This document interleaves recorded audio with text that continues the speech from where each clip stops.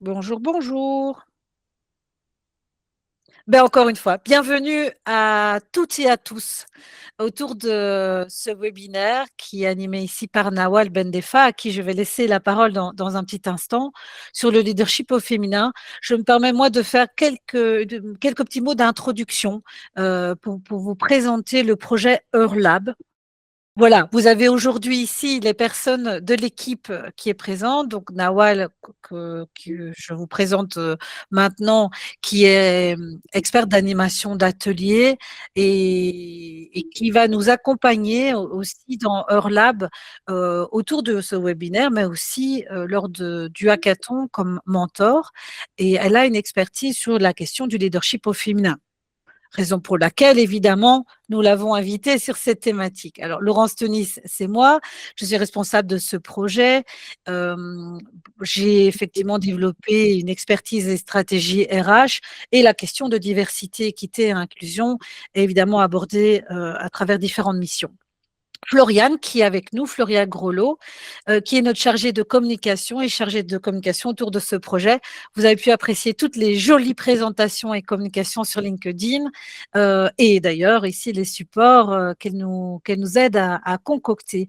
Et nous avons aussi Clara avec nous, Clara Pérou, qui s'occupe de la coordination du diagnostic et de l'analyse, dont je vais parler brièvement dans cette première phase de projet et qui a une expertise au sein d'ADOC de manière générale qui accompagne sur les études. Juste pour poser le cadre du jour, donc on est ici dans un cadre de curiosité, un cadre d'échange. L'objectif, c'est de réfléchir ensemble, enrichir des perspectives et puis trouver des pratiques qui sont originales et inclusives. Donc la divergence des points de vue est la bienvenue, donc quelle que soit la question, vraiment sentez-vous à l'aise pour la poser. Le leadership au féminin, c'est un sujet intéressant, profond, un sujet et pas un combat. Quoique, je dirais, quand vous verrez les chiffres, vous déciderez de vous-même. Toutefois, je dirais que c'est une quête pressante. Ici, on a des mélanges, un mélange de sources académiques, on a de sources académiques, on a du consulting et du business, donc des chiffres et des recherches à ce niveau-là. On a aussi un mélange avec tout ce qui est chiffres des institutions publiques et bien sûr notre humble expérience. De ma part, ce sera une expérience du terrain. Voilà, la question centrale sur laquelle on part aujourd'hui dans ce webinaire, c'est le leadership au féminin. Pourrait-il transformer la culture de la tech et accélérer la diversité? Donc, restez avec nous jusqu'au bout pour qu'on puisse répondre à cette question. Sur le menu du jour, puisqu'on est aussi entre midi et deux, donc voilà, si vous déjeunez devant votre ordi, on vous souhaite bon appétit. On va avoir la présentation du contexte du projet avec Laurence, et puis après, j'enchaîne sur les femmes leaders dans la tech, le constat, puis les freins et les défis rencontrés. En quatrième partie, on parlera du leadership féminin versus le leadership au féminin, et le leadership au féminin, points forts et opportunités. Et puis la dernière partie, échange Q&A. Donc même les questions au fil de l'eau, on les prendra, comme a dit Floriane. Et puis il y a des quiz et puis un témoignage très intéressant que je mets ici en suspense. Je vous dirai, je vous révélerai l'identité de la personne qui va témoigner tout au cours de la présentation. Laurence, je te passe la parole. Merci beaucoup. Merci Nawal. Donc effectivement, d'où vient le projet Eurlab? Il part du constat global, même si on s'attache aux chiffres en Belgique, c'est quelque chose qui touche le monde entier. Mais on se rend compte effectivement que la présence des femmes est toujours marginale dans les métiers du numérique. Vous avez les chiffres ici qui sont très nets. Je laisserai l'opportunité à Nawal d'en donner d'autres dans un instant. On sait que l'accès est encore limité et difficile aux postes à responsabilité. Donc, plus on va monter, plus on perd ces femmes en cours de route. Et on a aussi vu que les trajectoires professionnelles étaient beaucoup plus lentes que celles de leurs homologues masculins. Donc, le turnover dans les métiers IT est quand même plus important. Donc, il y a deux besoins nets qui s'imposent. La première chose, c'est comment renforcer l'entrée et la progression des femmes dans le numérique en agissant sur les freins à l'insertion et au développement de carrière. Et puis d'autre part, comment est-ce qu'on peut donner aux entreprises le moyen d'agir en les dotant de pratiques RH inclusives et efficaces pour répondre à ces défis actuels qui sont par exemple le recrutement difficile, la rétention insuffisante, les restructurations et risques psychosociaux qui peuvent être liés et observés particulièrement dans ces secteurs-là. Et donc, c'est autour de ce contexte bien qu'est né le projet EURLab. On a le projet donc, qui réunit à la fois des femmes des entreprises de la tech. Donc, on s'intéresse aux entreprises du secteur, mais aussi les femmes occupant des postes dans le numérique, qui peut toucher évidemment beaucoup plus large de secteurs finalement que seulement la tech. Et l'idée, c'est vraiment de co-créer donc des solutions RH concrètes et innovantes pour une meilleure inclusion. Et donc, comme objectif, on voudrait à la fois sensibiliser, si tu veux bien juste revenir à la précédente, sensibiliser, mais faire émerger des solutions, tester ces solutions de manière réelle et sur le terrain avec des entreprises partenaires et puis partager ces apprentissages dans l'écosystème à travers, entre autres, des kits méthodologiques pour essayer de disséminer au maximum ces bonnes pratiques. Voilà. Et du coup, ce projet Women in Digital, en fait, c'est une seconde édition pour celles et ceux qui sont là et qui nous connaissent déjà, ont peut-être déjà contribué à l'édition 2023 du projet Digital for All. Mais ici, c'est une continuité et quelque part, on s'appuie sur cette méthodologie qui a fait ses preuves et pour aller vraiment de manière plus ciblée sur les actions RH. Et du coup, c'est clairement un projet qui est pensé collaboratif. L'inclusion, elle ne va pas se construire toute seule. On a besoin évidemment de toutes et tous pour pouvoir faire évoluer les pratiques.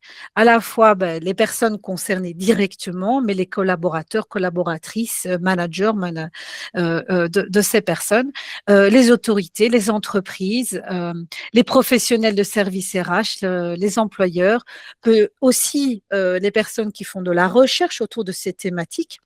Et puis finalement, ça s'adresse à tout le public et à toute personne, homme comme femme d'ailleurs, souhaitant se renseigner ou s'investir et soutenir cette évolution des pratiques RH. On a pensé ce projet donc en 4 phases. La première phase dans laquelle nous sommes maintenant, qui est cette phase de sensibilisation, dans laquelle il y a ces webinaires et tables rondes, mais il y a aussi un diagnostic qui est mené. Donc, je refais un appel et vous verrez les liens dans quelques secondes. Autour de ce diagnostic, on a vraiment besoin des RH, des managers, des CEO qui répondent à cette enquête pour pouvoir vraiment identifier les freins et les actions actuellement existants actuellement. La seconde partie de notre projet, qui est le cœur finalement du projet, c'est un hackathon de 3 jours en mai où les participants vont co-créer ces actions RH innovantes. Donc, ils vont être encadrés par toute une équipe pour faire émerger ces idées. Ensuite, ces idées qui vont être choisies, sélectionnées, vont passer en phase d'incubation, d'expérimentation en entreprise. C'est une très belle occasion de venir travailler seul sur la question, mais aussi en équipe potentiellement. Des équipes d'entreprise peuvent venir travailler pour pouvoir développer des choses en interne et être accompagnées pendant 1 an dans cette implémentation. Et finalement, la 4e phase, qui est une phase qui se fait un petit peu tout au fil de l'eau, tout au long du projet, qui est de la communication régulière, et puis à la fin, donc cet essaimage à travers ces kits méthodologiques. Et donc, les grandes dates qui vont suivre ce premier webinaire, nous avons la semaine prochaine, ce sera Jeanne, notre chercheuse, experte du genre, qui va animer le webinaire sur le digital latine un genre. On serait très heureux, évidemment, très heureuse de vous y retrouver. Ce sera suivi 2 semaines après, le vendredi 3 avril, à Liège, cette fois, donc c'est en présentiel, par une table ronde, Femmes et Tech, freins invisibles, levier RH et solutions terrain. Nous avons des témoins qui vont venir parler de leur échelle de RH, de femmes dans la tech ou même de représentantes ambassadrices au niveau de fédérations d'entreprises. Et puis, ben, tout un public de RH principalement, mais encore une fois, c'est ouvert à toutes et à tous sur inscription. Donc, les liens sont partagés en ce moment, je pense, par Floriane, et sinon, très certainement, vous les retrouvez en suivant notre page LinkedIn ou notre site Internet. Le hackathon qui a lieu du 10 au 13 mai, les préinscriptions sont déjà ouvertes pour montrer votre intérêt. Donc, 3 jours pour vraiment être dans l'action et contribuer à ce changement de société et de pratique RH. Et puis, comme je l'ai dit, merci si vous acceptez de répondre au questionnaire de diagnostic, ça prend 5 minutes. Voilà. Et je pense que pour moi, j'arrête là, je coupe mon micro et je laisse la parole à Nawal. Merci beaucoup. Merci, voilà, j'ai ouvert le mien. Donc, on va enchaîner sur les femmes leaders dans la tech, le constat alarmant. Donc, allons-y. Alors, c'est là. Attendez. Une seconde, je suis avec vous. Très bien, donc je rebondis sur les chiffres qu'a donné Laurence tout à l'heure. Donc, la présence des femmes est toujours marginale au niveau du numérique. Nous sommes à 23% des effectifs dans les métiers du digital et 20,5 seulement des spécialistes information, technologie, IT en Belgique sont des femmes. Donc, on garde quand même la virgule parce que les chiffres sont tellement bas qu'on va garder quand même les virgules, quitte à vraiment avoir une réalité. Donc, quand on va faire une ventilation par niveau ou par niveau de responsabilité, on a encore une présence encore inférieure. Donc, on va être à 18,5% des responsables dans la tech sont des femmes. Et quand je parle de responsables, c'est un peu la classification internationale des professionnels groupe 1. 4,7 occupent des postes de direction C-level en Belgique. Donc, encore une fois, plus on monte et moins on a de présence féminine dans les sphères décisionnelles. 7%, une statistique qu'on a en source LinkedIn, qui est une estimation, sont des CTO en Europe. Donc, encore une fois, on tourne autour de ce 6-7 en Europe au niveau des CTO. Et puis, une statistique qui n'est pas forcément dans la hiérarchie, mais plutôt dans un des métiers qui est le plus prisé aussi dans la tech, c'est les concepteurs de logiciels. Donc là, on a vraiment uniquement 8% des femmes. Donc, les femmes restent très minoritaires dans des métiers techniques et disparaissent progressivement à chaque étape du parcours. Bon, ce déséquilibre, il n'est pas créé au moment de la promotion, il existe aussi dans l'accès aux métiers techniques, il existe à l'école, il existe du fait qu'à un moment donné, on arrive avec une pénurie dans le talent pool et la sous-représentation des femmes. Donc voilà, une industrie qui veut vraiment progresser ne peut pas ignorer 50% de son potentiel. Là, je voulais vous donner une image un peu plus globale sur un constat global qui n'est pas forcément un constat IT, mais en général, on va trouver que dans l'Union européenne, en 2023, les femmes managers représentent 35%. Donc, voilà, on va trouver 35% sont des femmes. En Belgique, on est encore plus haut, on arrive à un taux de 39%. Donc, la représentativité des femmes dans le niveau management est plus élevé en Belgique qu'en Europe. Maintenant, on va voir le gap. Donc, le gap, c'est quand on monte au niveau des femmes CEO, on est à 6%. Et voilà, dans les board members en Belgique, elle est plutôt représentée à 38% et on va voir pourquoi. Donc, en résumé, il y a une rupture au sommet. Donc, on passe de près de 39% de femmes managers à seulement 6% de CEO.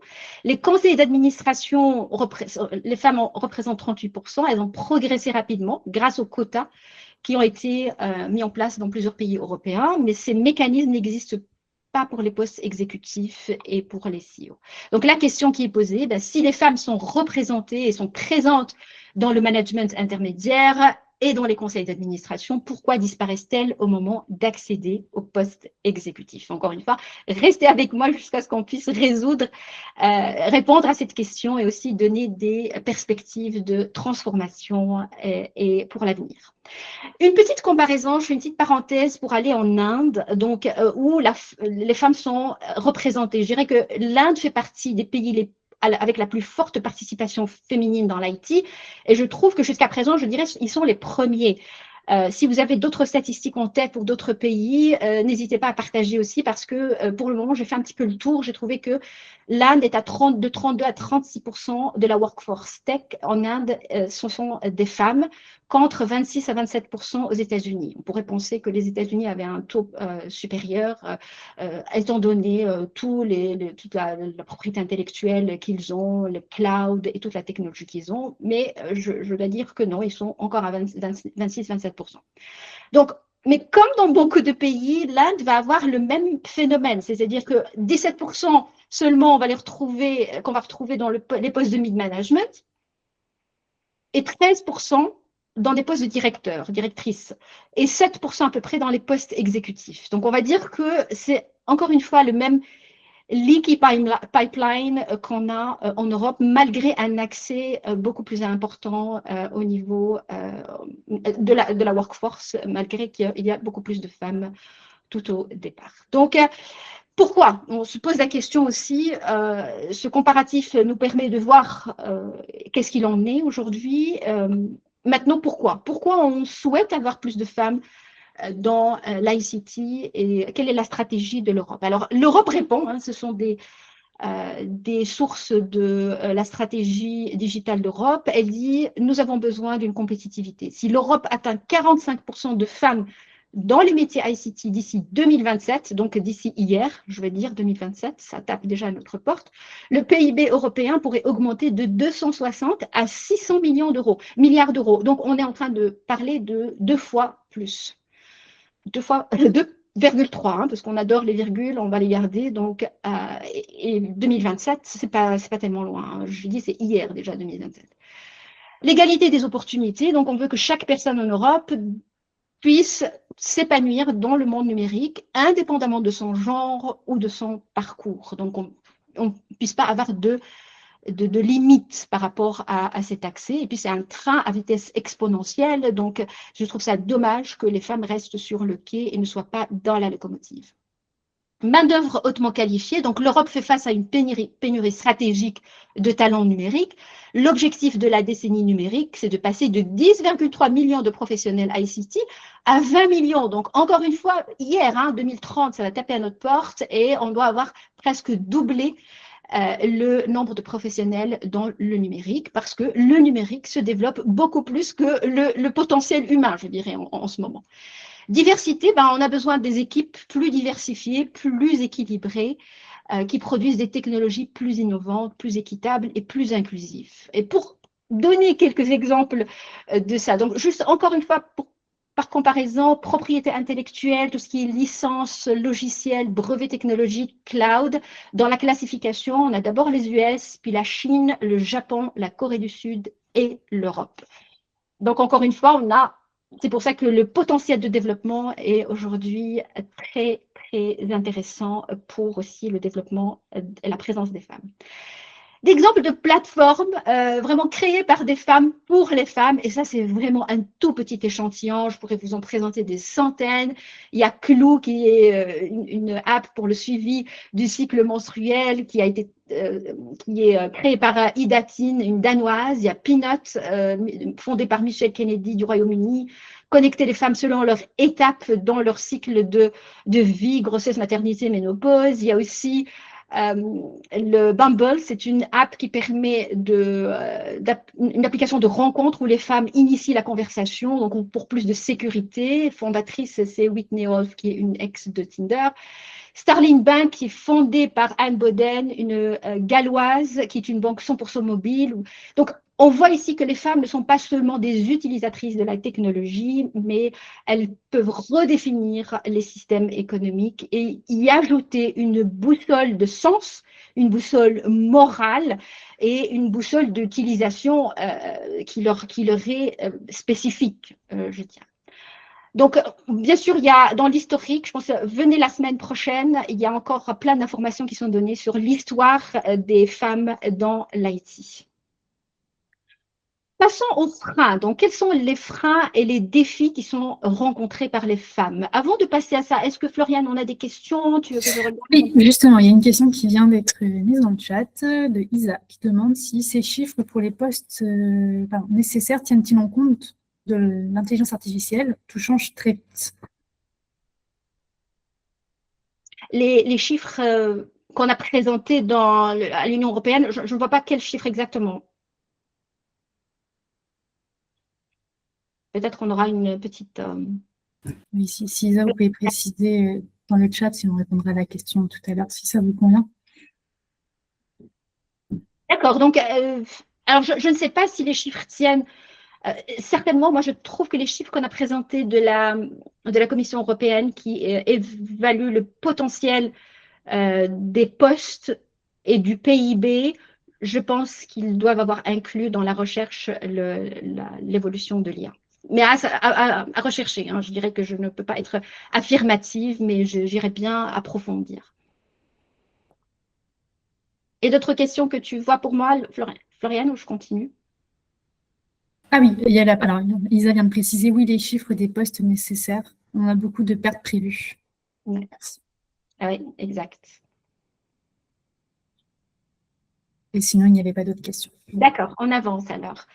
Les freins et les défis rencontrés. Donc, pour les défis, juste pour clarifier la terminologie, d'un côté, on a les défis qui sont internes et personnels. Donc, un défi, c'est une capacité ou un développement possible pour la personne, alors que le frein va être externe. C'est la condition du système qui rend ce défi difficile. Donc, on peut avoir un défi sur la posture, sur la prise de parole en public, sur le style, et qui peuvent être, bien sûr, développés à travers des formations, des coachings, de l'accompagnement.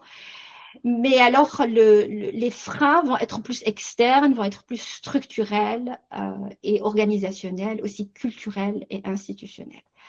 Les femmes dans la tech ne sont pas face à des défis isolés, internes. Elles avancent dans un système qui pose encore de nombreux freins. Et tant que nous ne parlons que de défis, nous ne sommes pas encore nous ne regardons pas assez les freins qui les empêchent de progresser dans l'IT. Par exemple, un défi aussi peut devenir un frein, par exemple une posture de leadership. On va dire à la femme de développer sa posture de leadership, d'être plus affirmée. Ça peut être un défi au début, ça peut être fait à travers un coaching, mais quand elle va aller demander un poste, une évolution, les structures, le développement de carrière vont être plus flous pour elle et elle ne va pas pouvoir percer comme elle le souhaitait alors qu'elle a vraiment réglé ou développé ce défi interne qu'elle a vu.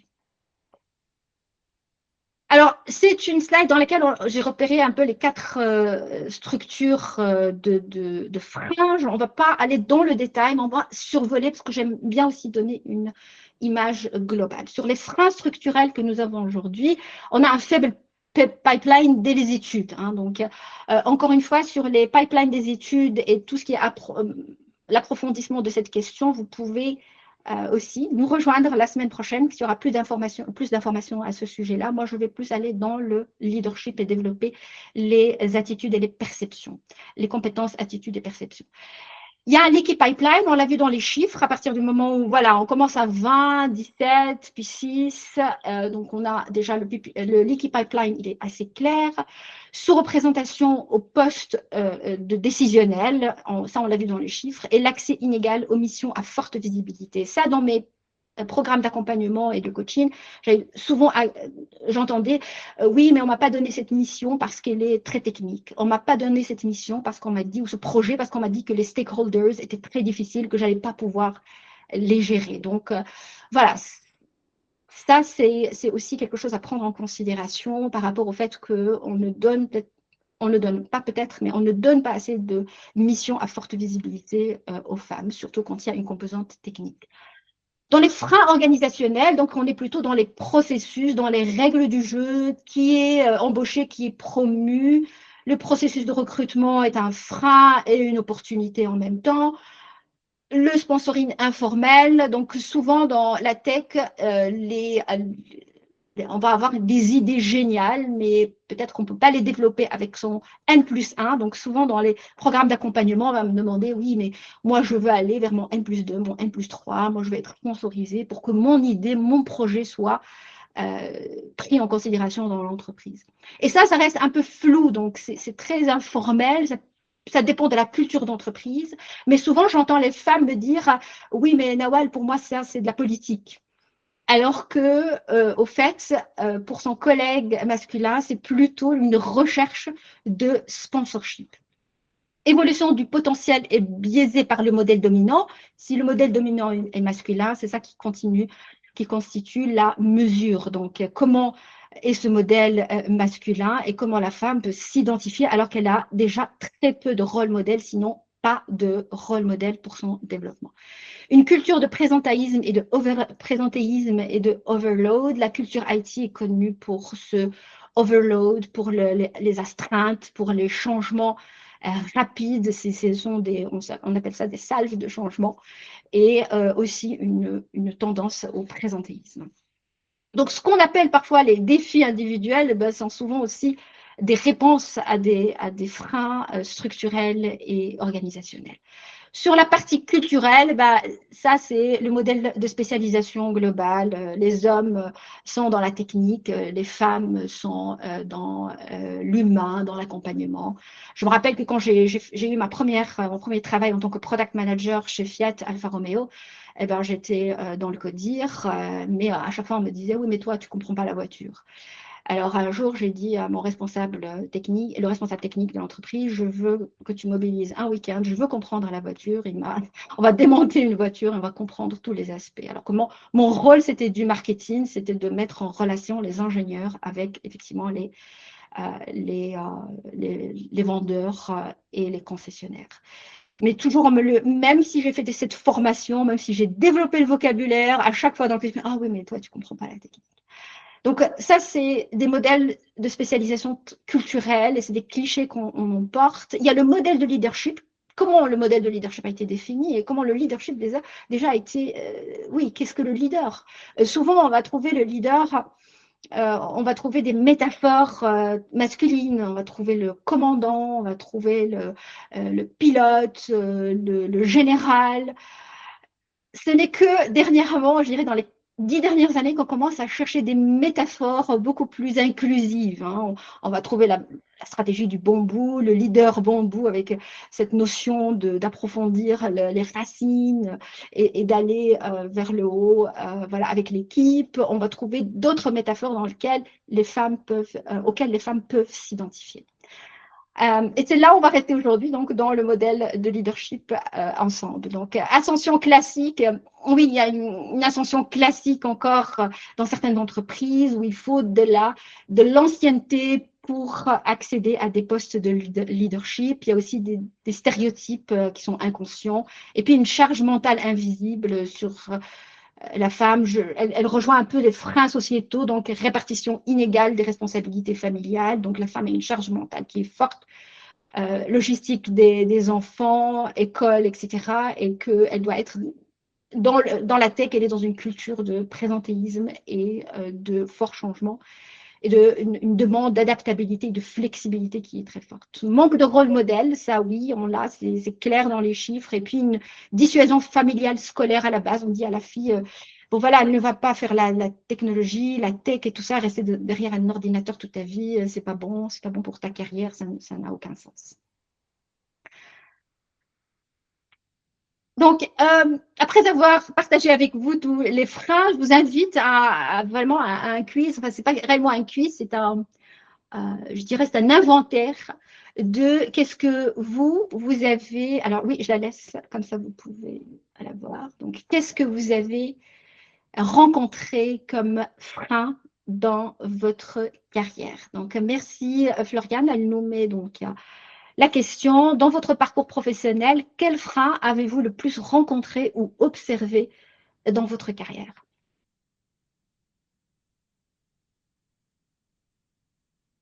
Alors, on va voir où est-ce qu'on est. le plus présent. On a dit plus de réponses possibles. Donc là, on n'a pas limité le nombre de réponses. On va voir juste le nuage au niveau de l'intérêt pour les propositions.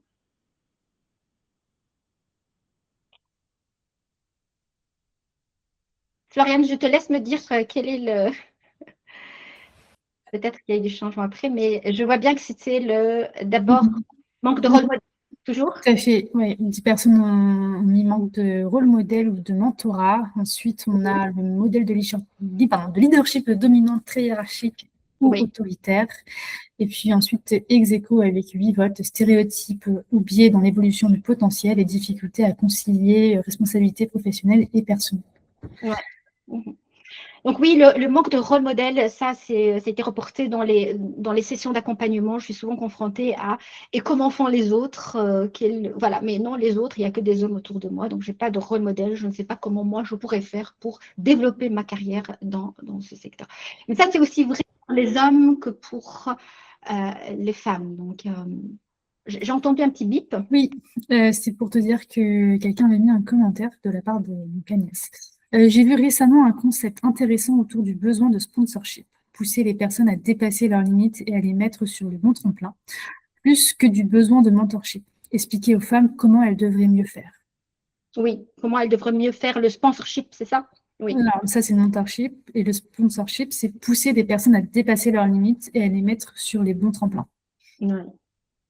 Oui, le sponsorship va être plus dans la vitrine. Qui c'est qui va me permettre d'être en vitrine pour un projet? Et le mentorat, qui va me permettre de faire une progression dans ma carrière, mais sans que ce soit justement cette pression de la vitrine. Bien maîtriser, le sponsorship peut ne pas être mauvais, mais ça dépend encore de la culture de l'entreprise et comment est-ce qu'il est mis en place avec une certaine justesse et justice et équité et ouverture d'esprit, où il est juste accordé à certains privilégiés. Donc ça aussi, c'est très important. Mais je trouve que le mentoring jusqu'à présent a donné d'excellents résultats. Mentoring, coaching, ensemble peuvent donner d'excellents résultats. Le mentor peut être aussi une image, quelqu'un qu'on admire, un rôle modèle et à qui on peut demander des sessions de mentoring sans qu'il soit dans le même domaine que la personne. Il n'a pas besoin d'être dans l'IT pour être dans cette mission de mentoring.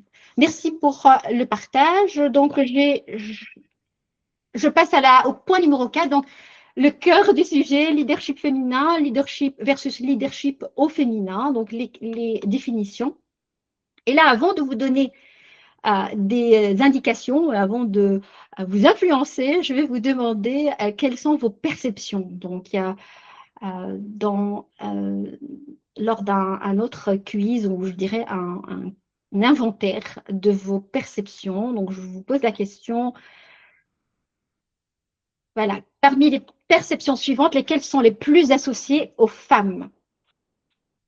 Et pendant que les réponses s'affichent, on a un autre commentaire qui dit donc, tout dépend si le mentorat pousse à adopter le modèle dominant.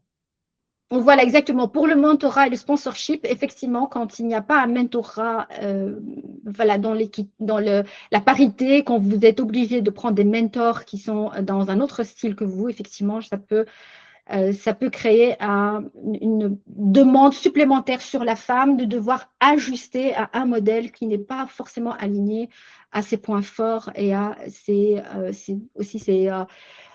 je dirais, ses préférences en termes de style de management. Donc, encore une fois, je suis d'accord et c'est toujours été la problématique dans les sessions d'accompagnement avec les femmes, manque de choix en termes de mentorat et de sponsorship parce qu'elles vont aussi aller le chercher d'une autre manière. Seulement, il y a aussi un blocage ici qui se passe. Souvent, j'entends les femmes me dire « Oui, mais moi, je ne veux pas de sponsorship parce que c'est très politique. » Donc, souvent aussi, on a cette appréhension des femmes de dire que c'est très politique et la politique, entre parenthèses, eh ben, c'est sale. Ce n'est pas moi, ce n'est pas aligné avec mes valeurs. Or, ça devient voilà, une sorte de modèle qui a été posé et imposé par la majorité, par un leadership qui est majoritairement masculin. Et on voit aussi, il y a des changements. Aujourd'hui, Je me rappelle la semaine dernière, j'étais en coaching avec un manager dans une banque. Il est jeune, il est dans la trentaine.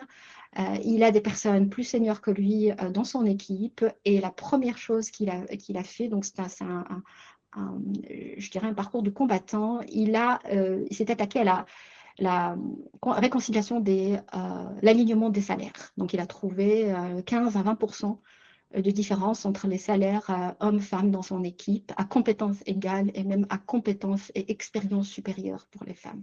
Et lui, c'était un combat parce qu'il fallait qu'il aille jusqu'au +1, sinon +2, +3, c'est une institution financière top-down, hiérarchique, donc il a fallu qu'il aille jusqu'au +5 pour soutenir ce dossier de régularisation des salaires. Donc, encore une fois, il y a aussi des histoires positives. Il y a des changements qui se passent, qui sont très forts, significatifs au niveau de certaines organisations. La réponse, la perception qui a eu le plus de votes, c'est l'empathie, avec 95% des votes. Ensuite, on a que les femmes sont émotionnelles. Et ensuite, elles sont perçues comme bien organisées. Ça, c'est vraiment les 3 réponses qui sortent du lot. Ensuite, on a pas assez technique, 41%, 35%, on a passionné, 29%, on a soit manque de charisme ou collaborative. Puis ensuite, celui en dessous, c'est rigide. Et donc, ces perceptions, c'est aussi un mélange de clichés, mais aussi de compétences reconnues ou pas reconnues aux femmes, ou c'est même des cases dans lesquelles on met les femmes, qui des fois sont positives. On dit empathie, on devrait dire que voilà, quand même, l'empathie, c'est positif, mais dans certains cas, on va voir que l'empathie n'est pas valorisée de la même manière chez les hommes que chez les femmes. On va revenir sur ce quiz. Non, ce n'est pas celui-là sur lequel. Oui, on va revenir sur ce quiz pour le comparer à celui des compétences. Donc, ne vous en faites pas, on va encore réutiliser ce quiz dans les prochaines slides. Donc, le leadership féminin, leadership versus leadership au féminin. Donc, le leadership féminin, le leader est une femme. Il est, on va dire qu'il est axé sur le genre du leader incarné par les femmes. Donc, statistique, nombre de femmes leaders, mais aussi il porte une étiquette. Le leadership féminin porte l'étiquette de l'empathie, de la bienveillance, de la collaboration, de l'authenticité. Tandis que le leadership au féminin, il va être plus axé sur la posture et le style, qui peut être incarné par tous les genres. Donc, il renvoie à des principes culturellement associés au féminin sans être restreint aux femmes. Donc, l'empathie n'est pas restreinte aux femmes. Tout genre, on peut utiliser l'empathie. L'empathie est la bienvenue dans les relations et dans aussi l'authenticité, la collaboration ou la bienveillance. Et le leadership au féminin est connu pour créer un environnement inclusif, collaboratif, souvent en opposition aux modèles qui sont hiérarchiques et autoritaires traditionnels.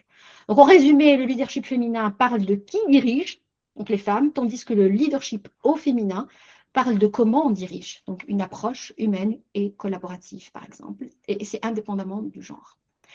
Le leadership féminin a enfermé les femmes dans une forme de stéréotype. Elles peuvent être perçues comme sympathiques, mais pas assez leaders, pas assez charismatiques. Elles ont un bon support, elles soutiennent, elles organisent, vous avez mis bien organisé dans vos préférences au niveau des perceptions, mais elles ne sont pas forcément décisionnaires. Elles ne sont pas assez stratégiques, donc elles sont dans le délivrable, l'opérationnel, mais pas assez stratégique. Sachant qu'on parle que de compétences et toutes ces compétences peuvent être apprises.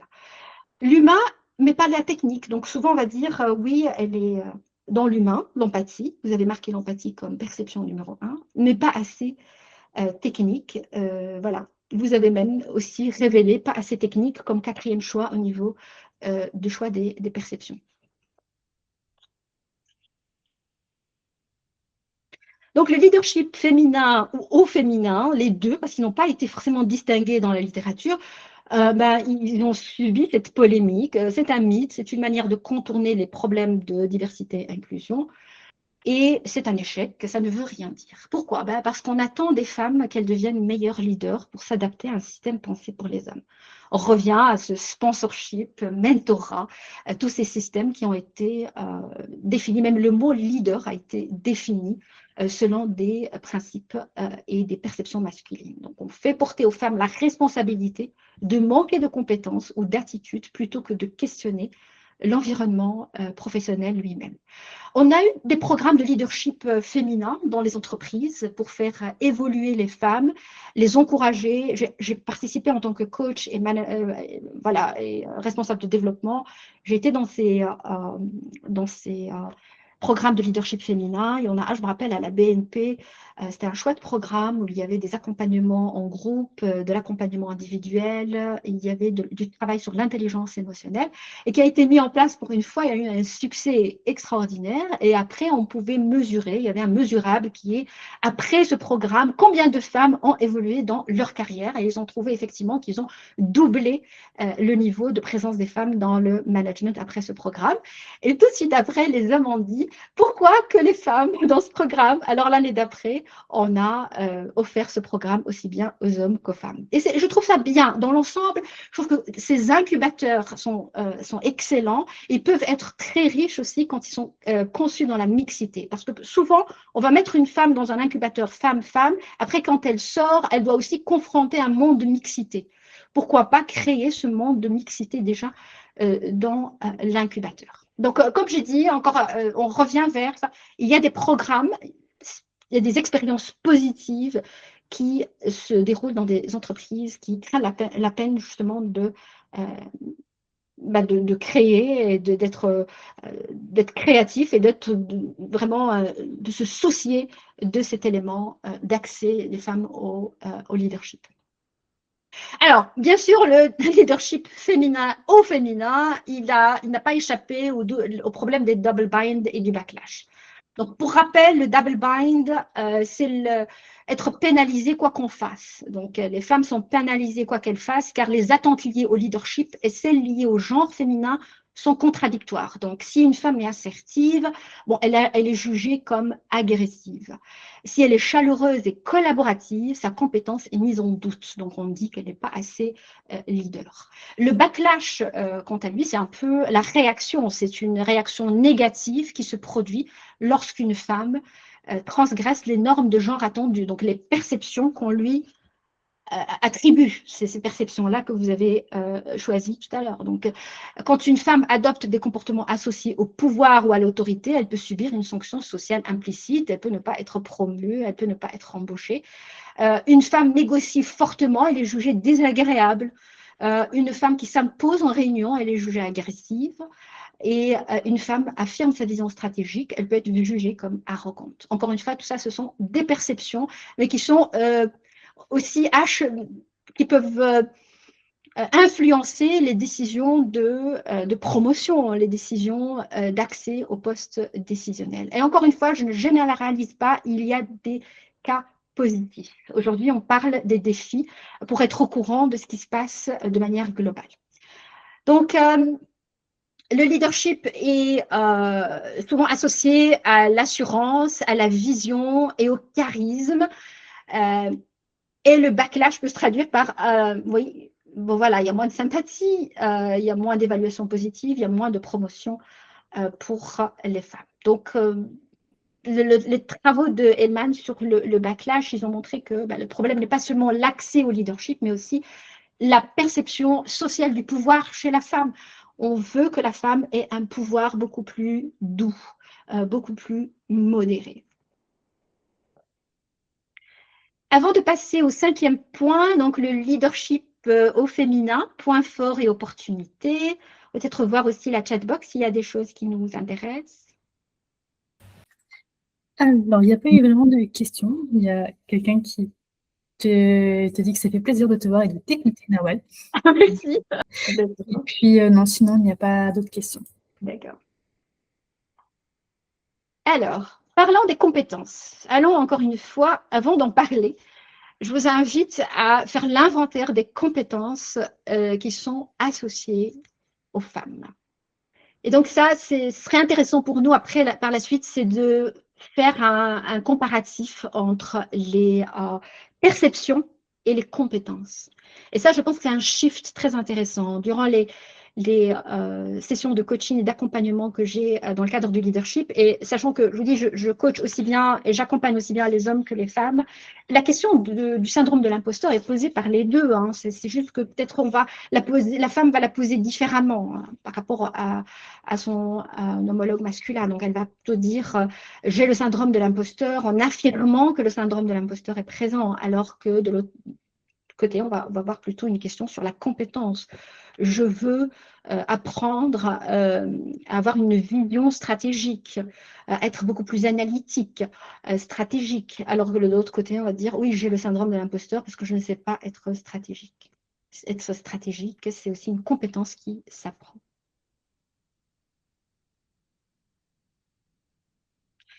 J'ai travaillé avec des entreprises comme Google, comme Salesforce, dans l'accompagnement des managers et des leaders, comme les startups qui se développent rapidement, Twilio, Doctolib, Criteo.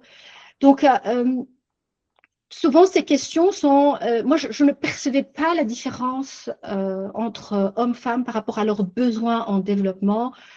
Sauf en ce qui concerne le développement de carrière, les éléments de mentorat, sponsorship et comment être choisi pour certaines positions dans lesquelles il y a beaucoup plus de compétition, même entre hommes, hein, je dirais, pour certaines entreprises. La plupart sont plus égalitaires. Les femmes vont avoir très vite accès chez Google à des postes de manager. Et elles sont aussi, certaines adorent la technique, elles vont aussi avoir des projets à côté où elles vont développer un projet technologique, un projet de coding ou un projet de développement, tout en manageant une équipe. Et ça, c'est effectivement une culture qui permet de garder les deux axes. Ce qui a été observé aussi dans les métiers de la tech, les tech leads souvent sont fatigués par leur poids managérial et demandent à redevenir contributeurs individuels. Donc, ils viennent en session de coaching et donc ils disent bon, voilà, mais je suis fatiguée, moi j'ai envie de redevenir contributeur individuel parce que manager l'humain, c'est très difficile. Oui, c'est très difficile, mais ce n'est pas impossible. Très bien. Est-ce qu'on prend les chiffres, à ton avis? Oui, il y a 17 participations depuis quelques temps, donc on peut prendre les chiffres. La réponse qui a eu le plus de votes, à 88%, c'est collaborer et travailler en équipe. Suivi ensuite à 88% de faire preuve d'intégrité et d'honnêteté. Puis à 75%, on va construire des relations. À 65%, développer les autres. On a ensuite 47% résoudre des problèmes et analyser les situations. Ensuite, 41% inspirer et motiver les autres. Et puis ensuite, quelques petits chiffres, hein, quelques petits votes par-ci par-là, hein, comme les changements, favoriser l'innovation. Établir des objectifs ambitieux, à savoir que développer des talents, prendre des décisions et obtenir des résultats n'a pas obtenu de vote. D'accord. Qu'est-ce qu'il n'a pas… Sorry, peux-tu me le redire? Développer les talents, Oui. prendre des décisions et obtenir des résultats n'ont eu aucun vote. Prendre des décisions, hein. Waouh. Et obtenir des résultats. Obtenir des résultats, oula. Tristesse, hein. Pourtant, et pourtant. Très bien. Donc, si je récapitule, on a collaboré et travaillé en équipe. Le point fort des compétences qu'on associe aux femmes, l'honnêteté, les relations, développer les autres et résoudre les problèmes. Aïe, aïe, aïe. OK, on y revient. D'accord? Essayons de voir ce que nous dit la recherche. Alors, on part sur une étude de leadership au féminin qui a été faite, une analyse, hein, pas une étude, mais une analyse de 10 000 évaluations 360 publiées dans Harvard Business Review, qui a montré que les femmes obtenaient de meilleurs scores dans 17 compétences sur 19, notamment l'initiative, le développement des équipes et l'intégrité. Donc, c'est à partir de ça, j'ai effectivement pris quelques compétences de cette étude pour vous les soumettre dans le quiz que je vous ai donné au début. Donc, plusieurs études d'ailleurs internationales montrent que les femmes sont évaluées plus efficaces que les hommes sur de nombreuses compétences de leadership. Ok, on m'a dit quand j'ai commencé, j'étais une féministe très, voilà, très engagée, et après j'ai assoupli mon style. Quand même, il n'empêche que je vais à partir de maintenant beaucoup parler de homme-femme. Donc voilà, restez avec moi. Donc c'est un comparatif, je dirais, constructif, hein. Ce n'est pas pour être dans un combat, mais c'est pour comprendre. Donc le problème n'est pas la compétence, mais l'accès au poste de pouvoir et aussi la perception. Et donc les perceptions sont des fois beaucoup plus fortes que les compétences. Les narrations sont beaucoup plus fournies en perception qu'en compétences. Et pourtant, des études, une analyse comme celle-ci, 360 degrés, vous savez, c'est très dur le 360. Vous êtes évalué par votre N+, par tout votre management du haut. Vous êtes évalué par les stakeholders, évalué par votre équipe et par vos pairs. Et donc, 10 000 évaluations, c'est très intéressant de voir ce qui en sort par rapport aux compétences. Et malgré ça, on reste sur un rapport de sous-représentativité des femmes au poste de pouvoir. Dans les résultats de l'étude, les compétences où les femmes sont particulièrement mieux évaluées sont l'initiative, la résilience, le développement des autres, l'intégrité, la communication, la motivation des équipes et la résolution des problèmes. Vous avez déjà, on peut voir des points communs sur ce que vous avez noté et l'étude. Les hommes obtiennent légèrement de meilleurs scores sur la vision stratégique et l'expertise technique. Donc la vision stratégique, c'est une compétence que tout le monde peut apprendre. Et puis surtout, on la retrouve effectivement comme un besoin reconnu, comme compétence reconnue chez les hommes parce qu'ils sont bien sûr majoritaires au pouvoir. Et au niveau de l'expertise technique, ça, c'est aussi une association qu'on fait, comme je dis, de manière même culturelle. Donc, l'homme, c'est la technique. Donc, l'initiative, on a collaboré, travaillé avec les équipes, ce que vous avez mis en premier. Donc, effectivement, donc, développement des autres, motivation des équipes, collaborer et travailler en équipe, ça, c'est un des points forts, que ce soit motiver les équipes, travailler en équipe et développer les autres sont des axes de force du leadership au féminin. Résoudre les problèmes, oui, il y a les résolutions des problèmes. Et les relations, oui. Les relations, donc relation versus la tâche. Donc, chez les femmes, on va retrouver un équilibre.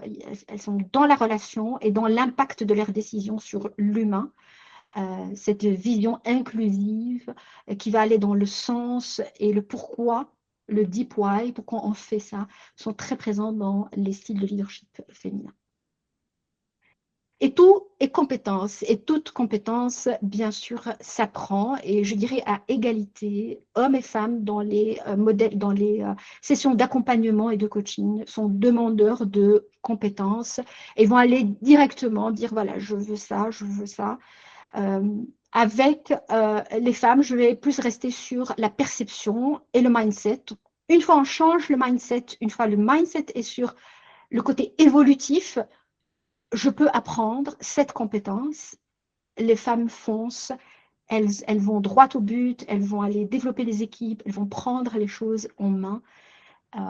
Et voilà, donc encore une fois, est-ce que le système leur permet d'exprimer leur force en leadership? Ça, c'est la question des cultures organisationnelles et aussi des freins structurels. Peut-être avant que tu commentes la slide, on a un commentaire. Oui. Donc, pour un même poste à responsabilité, à compétences égales ou même une femme plus compétente, l'homme ne se posera pas de questions pour postuler alors que la femme va se poser plein de questions. Elle va chercher la perfection avant de pouvoir postuler. Pas une question, c'est une remarque. Oui, bah, c'est une remarque que je prends à bras ouverts, c'est de la musique dans mes oreilles. Donc, toujours, on a eu ça, c'est très présent. J'ai même fait une évaluation un jour de voir qu'un homme peut postuler quand il est prêt à 50 à 60% et qu'il dit qu'il va développer les 50-40 en cours. Alors que la femme va attendre d'être prête, même presque à 120% dans certains cas, avant d'avancer ou de dire oui, oui, Bédia, exactement. Donc, on est d'accord que, effectivement, et c'est une perception. Encore une fois, c'est une perception et c'est une influence de ce modèle de « attention, il y a le syndrome de l'imposteur ». Alors que parfois, le syndrome de l'imposteur, quand on les décortique en coaching et en accompagnement, c'est un doute, une peur. Mais peut-on vivre sans un doute et une peur? Ben non, sinon on est arrogant et on fonce dans le mur. Donc c'est tout à fait normal d'avoir des doutes et un peu de peur. Toujours, on peut avancer sans qu'on se mette cette chape de plomb qui s'appelle le syndrome de l'imposteur. Et j'en veux un peu à cette industrie de développement personnel qui est en train de promouvoir ce mot à tout va et qui devient très présent dans toutes les narrations, alors que des fois, on peut juste dire « Ah, ben, j'ai un peu peur, mais quand même, j'avance. Je vais me former. Je vais peut-être effectivement un manque au niveau de ma technicité. Ben, on peut se former aujourd'hui, on peut se former à tout et à grande vitesse. On a accès à ce développement à portée de main.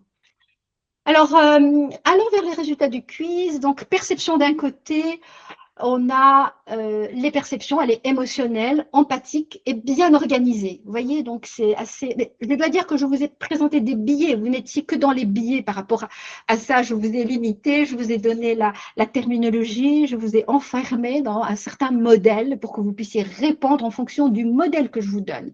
D'ailleurs, je ne vous ai peut-être même pas laissé le temps de vous exprimer en question ouverte, vous étiez dans le modèle. Donc, quand on est enfermé dans un modèle, on choisit en fonction du modèle. Donc, attention, c'est exactement ce qui se passe dans la vie de tous les jours. On est enfermé dans le modèle, ben, on interagit avec le modèle tel qu'il est.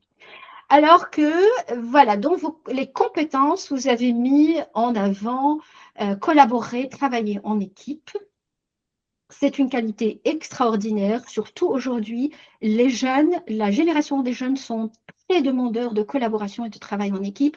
Ils sont fatigués par les structures hiérarchiques, les top-down.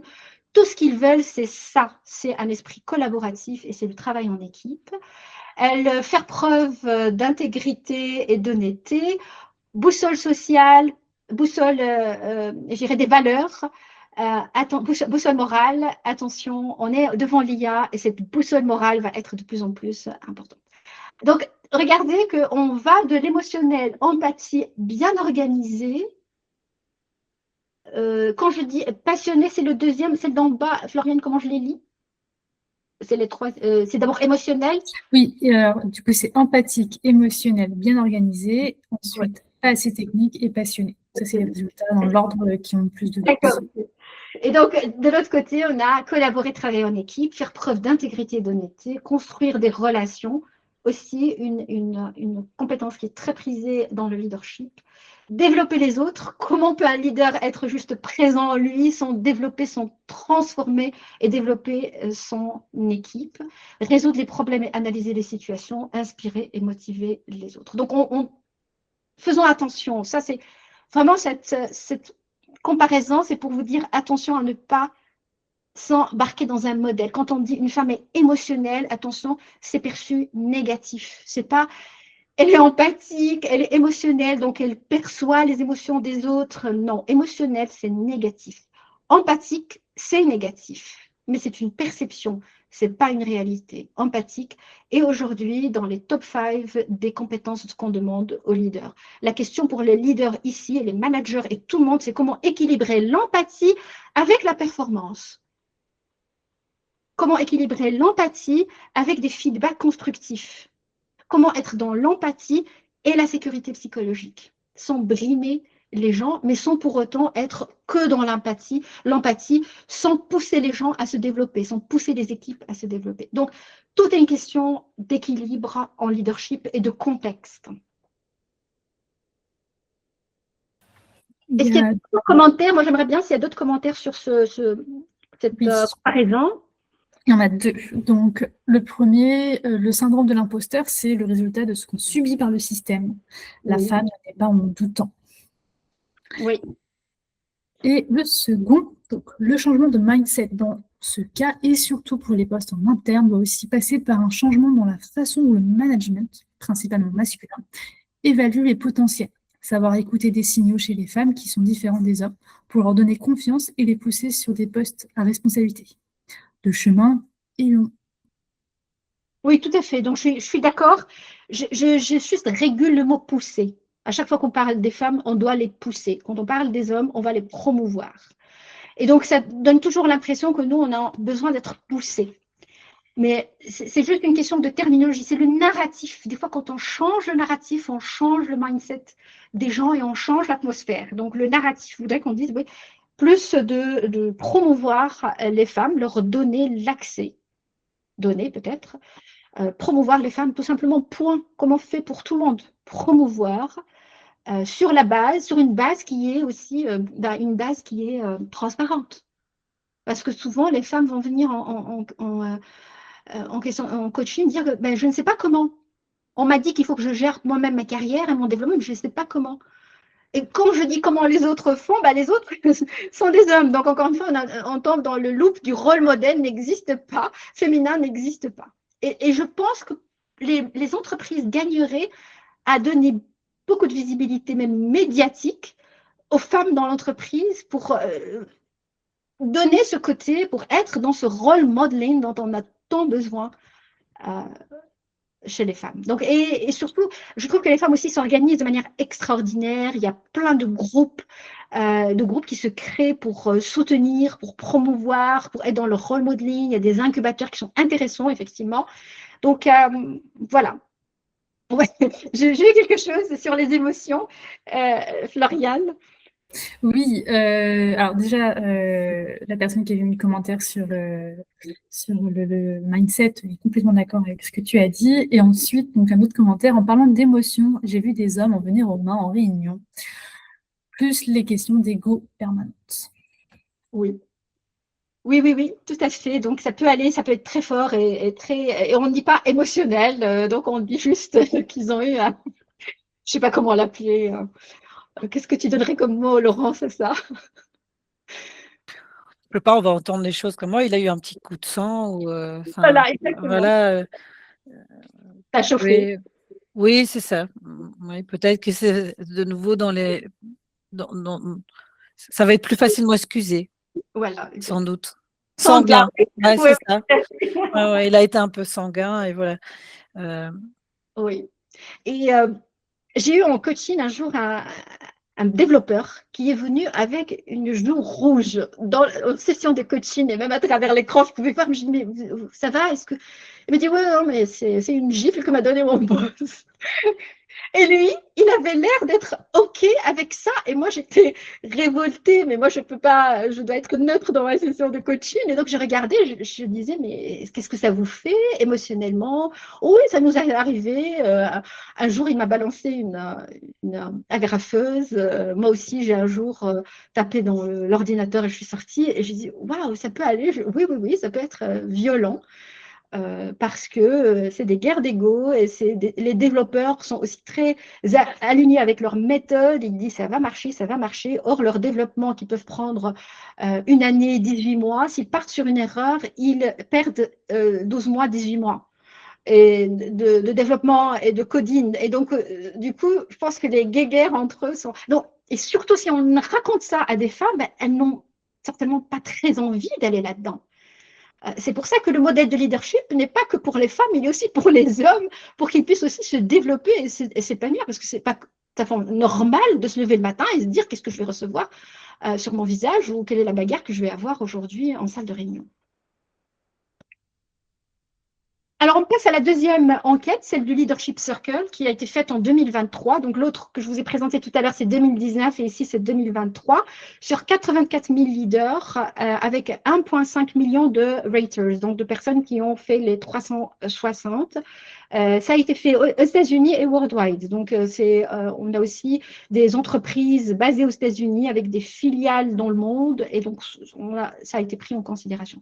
Donc, pour la première fois dans l'histoire, déjà, pour un chiffre très intéressant, c'était le Leadership Circle a dit que l'histoire, les CEO femmes dirigent 10% des fortunes 500 contre 3,8 en 2013. Vous voyez ici, quand on donne les statistiques des femmes, on adore les virgules. Donc, c'est vraiment une évolution très intéressante. Quand on pense qu'on était à 3,8 en 2013, on voit une évolution assez notée, assez claire du développement des femmes dans les postes décisionnels. Les entreprises, ça aussi c'est une étude du Leadership Circle, les entreprises avec au moins 30% des femmes dans des postes de leadership ont 12 fois plus de chances d'être dans les top 20% pour la performance financière. Donc, encore une fois, la présence des femmes dans le leadership, elle est une présence dans la performance, elle n'est pas une présence que pour être dans la collaboration dans le sens de la performance, l'honnêteté dans le sens de la performance, développer les autres et développer la relation, aussi bien pour l'humain que pour la performance. Une autre statistique, enfin, les femmes dirigeantes se montrent plus efficaces que leur homologue masculin à tous les niveaux de gestion, à tous les âges. Donc, encore une fois, très important, je trouve que cet élément-là doit être encore plus recherché et il doit y avoir plus de granularité dans les âges des leaders féminins. On a besoin de plus de statistiques, on a besoin de plus d'études. Donc, s'il y a des étudiants ici en recherche d'inspiration pour leurs thématiques de thèse ou de master, ça c'est extrêmement important qu'on puisse avoir un détail et une ventilation plus en profondeur sur les âges, sur les niveaux de management et de leadership dans les entreprises.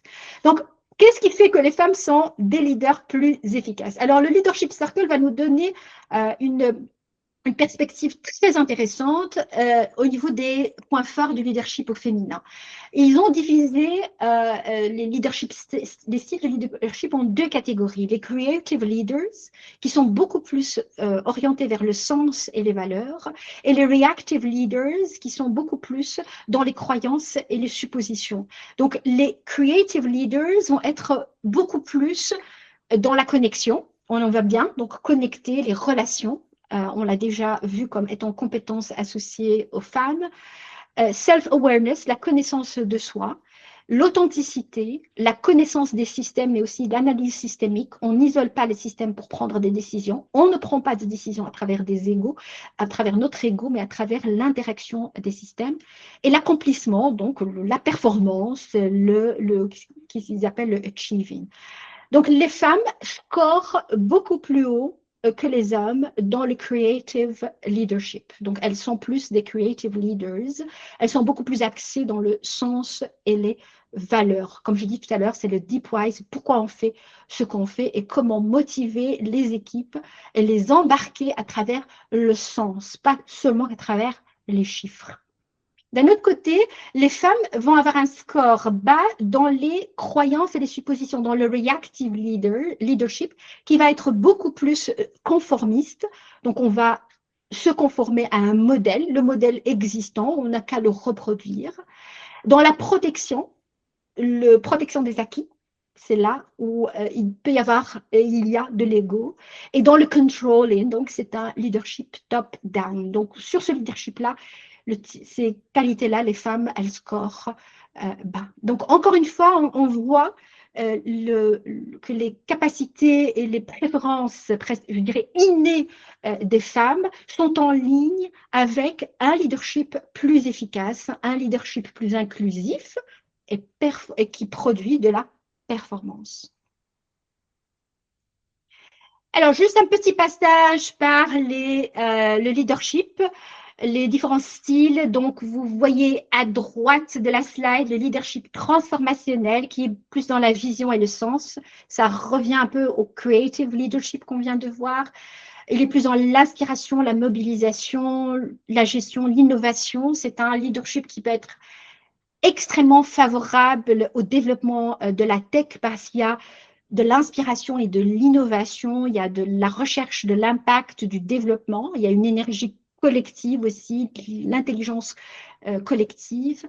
Le leadership participatif va être dans l'écoute, la co-construction, aussi l'inclusion. Il est dans le dialogue, la sécurité psychologique importante pour qu'on puisse dire ce qu'on pense, qu'est-ce qui ne va pas, on a fait une erreur, on ne sait pas. Et ça, on a de plus en plus besoin parce qu'on a besoin d'honnêteté et de clarté dans les systèmes d'innovation. Donc, la coopération et l'intelligence émotionnelle. Donc, on voit très bien ici, dans cette colonne de droite, sur le transformationnel et le participatif, là, les femmes vont être beaucoup plus présentes, beaucoup plus épanouies en tant que leaders, sans avoir à oublier la partie gauche qui va donner un sens qui est objective goals oriented, donc elles vont être dans les KPIs, elles ne passent pas à côté du contrôle et des procédures qui sont importantes. Elles mettent en place des systèmes de récompense et de sanctions parce que c'est nécessaire. Elles sont dans la structure et l'efficacité et la conformité, mais ce n'est pas leur style de développement. Ce n'est pas ce qu'elles vont utiliser le plus pour développer l'entreprise ou développer les équipes. Elles vont utiliser aussi le leadership directif, c'est aussi contextuel. Il y a un contexte dans lequel on a besoin de prendre des décisions rapides. Et ben, les femmes, en tant que leaders transformationnelles, vont utiliser la capacité directive, vont utiliser le pilotage serré parce que le contexte le demande. Donc, elles vont utiliser leur capacité innée et aller chercher les autres styles de leadership quand c'est nécessaire en fonction du contexte.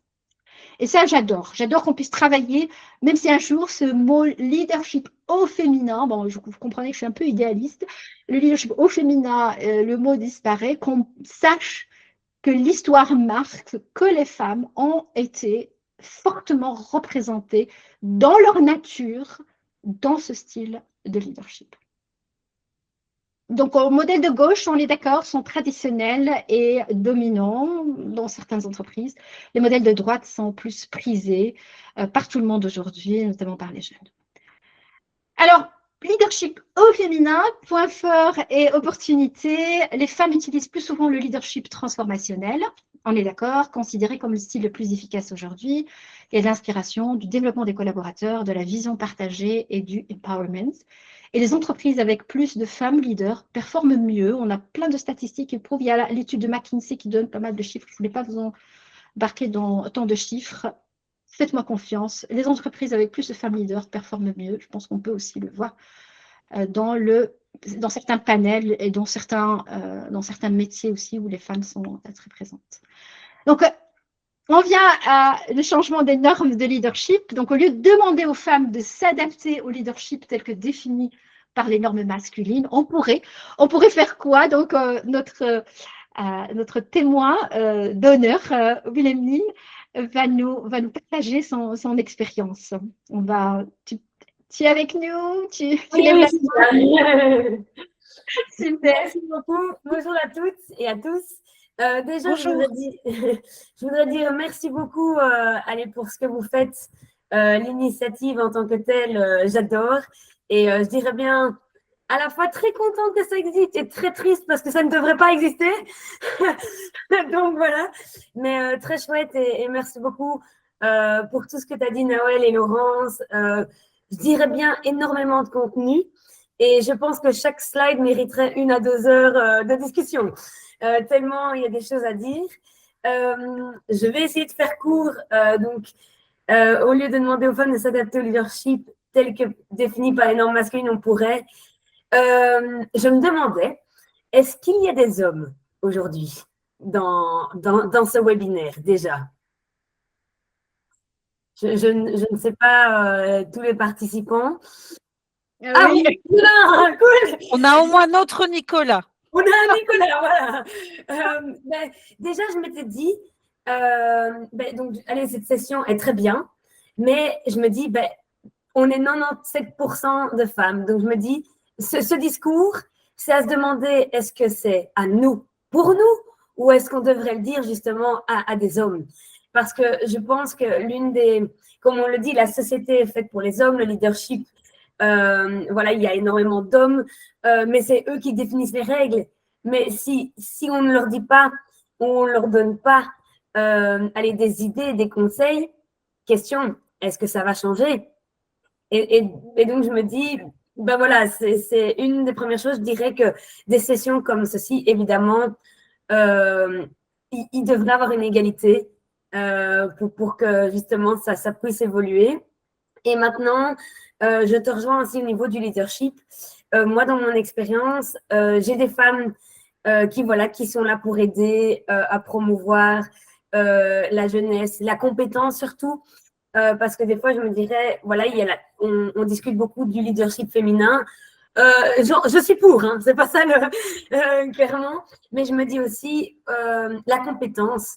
J'aimerais bien, enfin, j'espère que dans les années à venir, on ne devrait plus discuter, ah oui, il faut des femmes au pouvoir ou il faut des hommes au pouvoir. Non, il faudrait des personnes compétentes au pouvoir. Et ça, malheureusement, j'ai l'impression que des fois, on oublie. Et alors, aussi, voilà, je pense que allez, on a tous, que ce soit le genre, l'origine, l'âge, on a tous un background, on a tous des perspectives différentes. Et malheureusement, en ce moment, j'ai l'impression, par exemple, les nouvelles générations, enfin les générations plus jeunes, ont d'autres perspectives, font bouger les choses, mais on voit encore que le leadership travaille encore 5 ans. Et on verra bien où tu en es, quand tu auras l'expérience, quand tu auras les cheveux blancs, tu auras le droit d'être CIO. Non, je pense que avoir des perspectives, un background différent peut tout à fait être tout aussi compétent que de travailler 15 ans. Ce n'est pas le nombre d'années qui est important, mais plutôt qu'est-ce que tu as fait pendant ces années. Malheureusement, moi, j'ai aussi vécu, je vis ce genre de choses, malheureusement, tous les jours, et je reçois ces commentaires tous les jours. Et par exemple, quelque chose, Nawal, que tu disais, je pense que les stéréotypes, effectivement, nous, en tant que femmes, on doit, par exemple, travailler 2 à 3 fois plus pour arriver à être aussi bien que l'homologue masculin. Mais il ne faut pas oublier que, par exemple, et ça, je parle, par exemple, de mon expérience personnelle et professionnelle. J'ai commencé un nouveau job l'année dernière. J'ai travaillé 3 fois plus que mes homologues masculins pour être à leur niveau. Et encore, j'étais considérée comme junior, malgré le fait que ça fait 10 ans que je suis dans l'IT.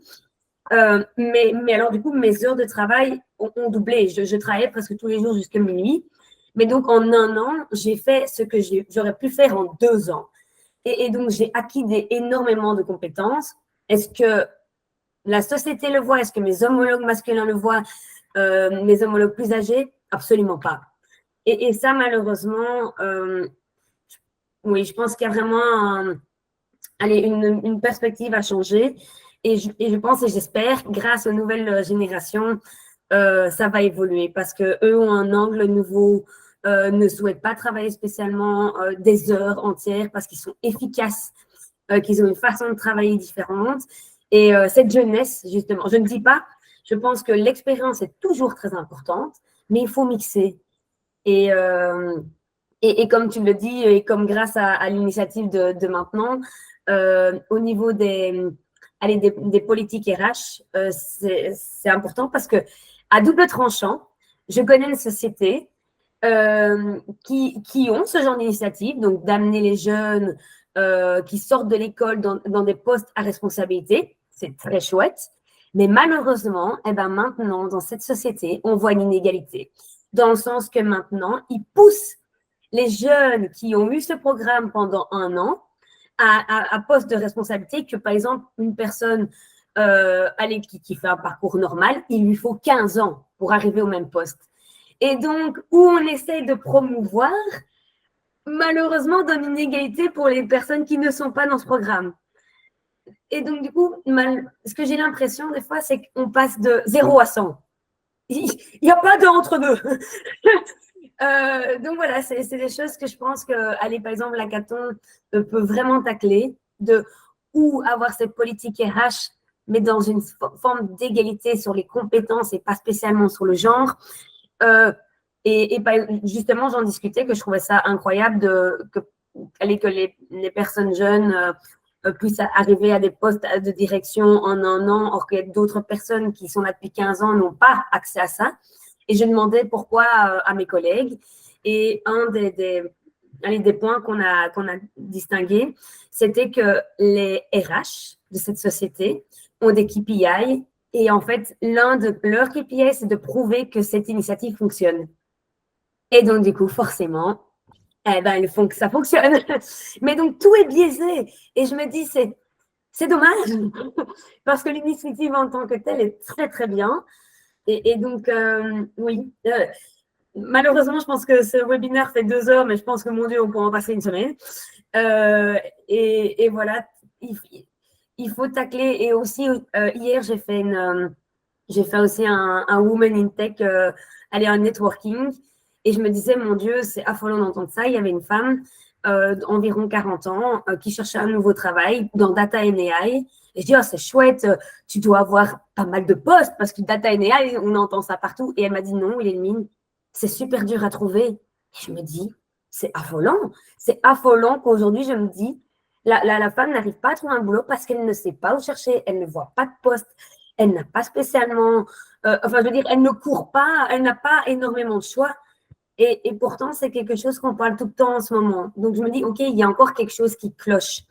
Et même si je veux pousser la réflexion, mon neveu, qui a 18 ans, est dans l'informatique. Donc, je me dis, chouette, reste dedans. Un jour, tu vas voir, ça va payer. Et il m'a dit, mais Wilhelmine, je ne sais pas c'est quoi les métiers de l'avenir. Je ne sais pas si je dois aller dans l'informatique et le marketing, si je dois aller dans l'IT et AI. J'ai des idées d'entrepreneuriat, mais je ne sais pas comment je peux les mettre en avant et commencer à vendre. Et je me dis, allez, c'est tellement dommage que les jeunes n'ont pas accès, mais parce que je pense aussi un problème, c'est où chercher. Et donc, désolée, en fait, je divague. Mais je ne sais pas si Nawal, arrête-moi parce que sinon. Voilà, je vais récapituler pour toi jusqu'à présent pour qu'on profite de ce que tu as partagé avec nous parce que tu as été sur la chaîne depuis l'embauche. Donc, il y a déjà un problème d'information au niveau de l'accès aux annonces, l'embauche, la connaissance des métiers qui existent, effectivement, parce qu'on a, comme j'ai dit au début, on disait aux filles, bon, tu vas rester derrière l'ordinateur dans les métiers de la tech. Non, les métiers de la tech se sont développés dans vraiment une grande diversité, il y a une grande offre, mais peut-être effectivement, il n'y a pas assez d'informations sur tous ces métiers-là. Vraiment qu'il y ait beaucoup plus de forums métiers qui sont dédiés à l'IT. J'ai vu que tu as parlé aussi des compétences, que idéalement, effectivement, un jour, on ne devrait pas dire, on devrait juste parler des compétences et pas du genre. Ouais. Mais jusqu'à présent, on n'y est pas parce que ces compétences-là sont définies, évaluées par un genre dominant. Donc, ça ferme aussi les portes aux autres. Mais gardons cet objectif en tête parce que c'est ce qu'on a envie de voir, cette narration qui est fluide, qui n'est pas gendérisée et qui est basée sur des compétences, sur des aptitudes, sur de l'innovation. Et on va en avoir encore plus besoin avec l'IA. Ouais. Tu as parlé de comment on fait la promotion, tu as parlé des cheveux blancs, ça me concerne. C'est chouette.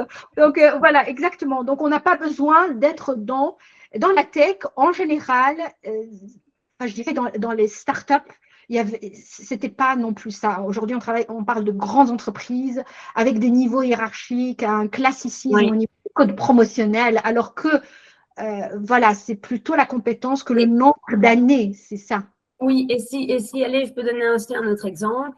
Donc, je travaille chez Proximus et je suis account manager et je gère un très gros groupe financier en Belgique. Et voilà, je suis jeune, je suis dans la trentaine, donc c'est très chouette comme opportunité.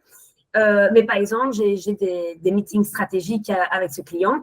Et pour être prise au sérieux, j'ai mis un costume. J'ai mis un costume qui est adapté aux femmes, mais je l'ai fait. Et à la fois, je me dis, dommage, parce que j'ai dû rentrer dans le moule masculin où tu dois avoir un costume pour avoir l'air sérieux. Or que, pourtant, ce que j'allais dire était exactement la même chose. Mais par exemple, si j'avais mis mes petites robes, parce que voilà, j'en ai beaucoup avec des robes, je suis sûre que j'aurais perdu ma crédibilité. Ouais. Et ça, malheureusement, je pense que, comme tu as dit, ça évolue. Je vois, par exemple, dans ma société aussi, ils promouvoient les femmes à des postes à responsabilité. Donc, et justement, on a eu un meeting stratégique au sein de Proximus et j'ai adoré un homme. Donc, voilà, on a notre top management et un homme a quand même arrêté la conversation en posant la question à notre CEO, où sont les femmes? Sur 10 personnes, il y a une femme qui est dans le top management. Où sont les femmes? Et voilà, le CEO a répondu que c'est en cours et qu'il ne peut pas changer le monde en 2 minutes. Mais c'est vraiment important. Et effectivement, depuis ce jour-là, on voit des changements organisationnels et que des femmes jeunes, compétentes en fait, sont à des postes à responsabilité. Donc ça change, ça évolue. C'est super. C'est une très, très bonne nouvelle et merci pour ce partage parce que c'est un partage terrain dans une entreprise qui est quand même très présente au niveau en Belgique et qui a aussi un passé de public à privé. Donc, on voit qu'il y a un changement et ça, on a besoin de ce type d'accélérateur. Seulement, comme tu disais tout à l'heure, il faudrait quand même que ce soit axé sur les compétences et que ce soit aussi il y ait assez de sécurité psychologique pour pouvoir le dire. Parce que souvent, les femmes n'osent pas, même les hommes n'osent pas dans certaines structures dire c'est pas assez diversifié, on n'a pas assez de diversité ici. Donc, la sécurité psychologique va permettre d'être franc, d'être direct, de dire on a envie, besoin d'avoir plus de diversité. Tu as parlé effectivement d'un parcours normal et d'accélérateur. Ça, c'est très intéressant. Comme tu dis, l'important, c'est que ça prenne en considération aussi l'existant. Quand on a un accélérateur de développement, qu'on prenne en considération aussi les personnes qui sont déjà dans le pipeline et qui, comme toi, ont investi de l'énergie, du temps dans leur métier. En tout cas, merci beaucoup pour ton témoignage qui est vraiment authentique. Voilà, j'ai eu une discussion avec toi la semaine dernière et j'ai adoré ton style très ouvert, très franc, authentique, mais aussi de courage de s'exprimer et de partager. Et voilà, donc ça, c'est vraiment voilà, top que tu sois venu pour partager avec nous un cas du terrain.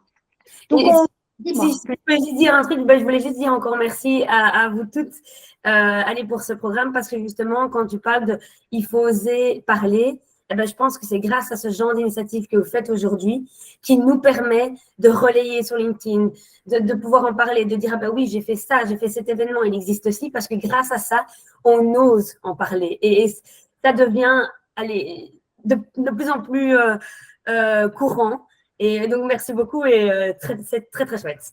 Avec grand plaisir, avec grand plaisir.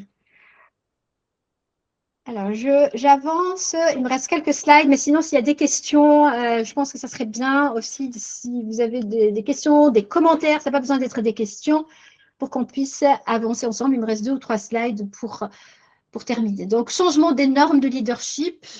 Pour moi, donc ça, c'est mon leadership talks que je partage avec vous. Au lieu de demander aux femmes de s'adapter au leadership tel que défini par les normes masculines, on pourrait promouvoir le leadership au féminin comme modèle de leadership qui allie l'humain à la performance, ça on l'a vu, et on peut le promouvoir. On va me dire, souvent on me dit, oui, mais peut-être pas en disant leadership au féminin. Voilà, un leadership transformationnel.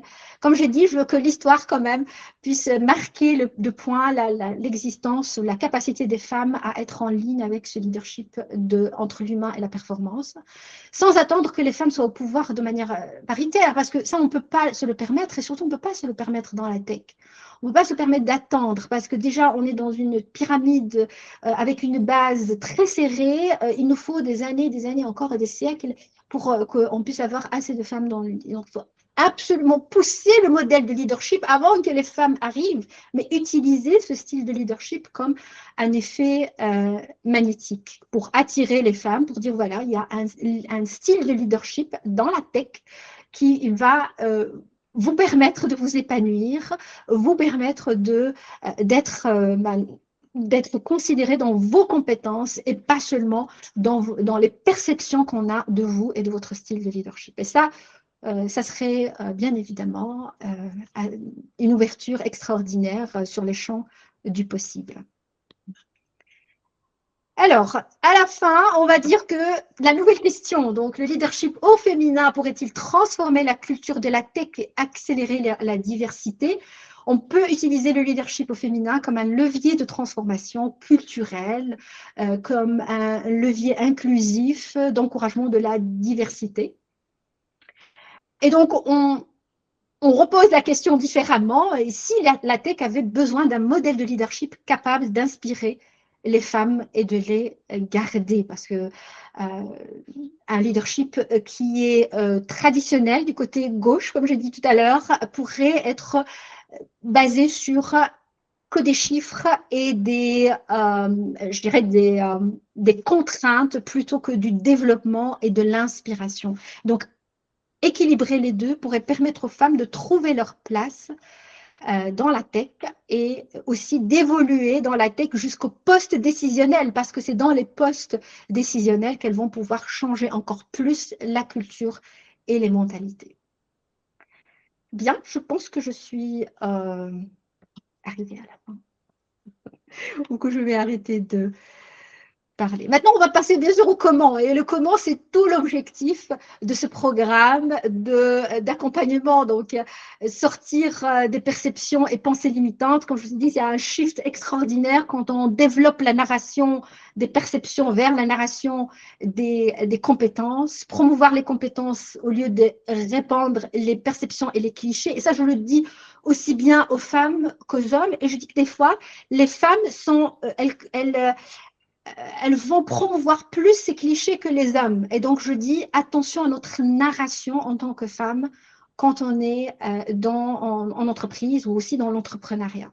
Rendre visible le leadership au féminin, le rendre visible, le promouvoir à travers des plateformes. Aujourd'hui, la tech et les plateformes sont là pour nous donner un accès direct à l'information, les podcasts, voilà, continuer à exister pour nous en tant que leaders femmes et aussi pour les autres femmes qui se posent la question, est-ce qu'elles vont venir ou pas vers ce métier, mettre en avant les rôles modèles, bien évidemment, à travers cette visibilité.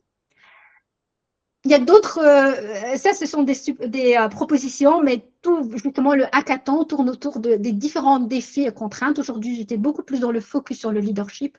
Il y a d'autres contraintes et limites qui vont apparaître et qui vont être traitées dans les autres webinaires et tables rondes.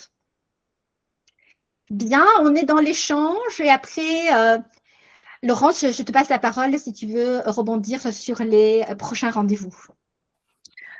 Merci beaucoup.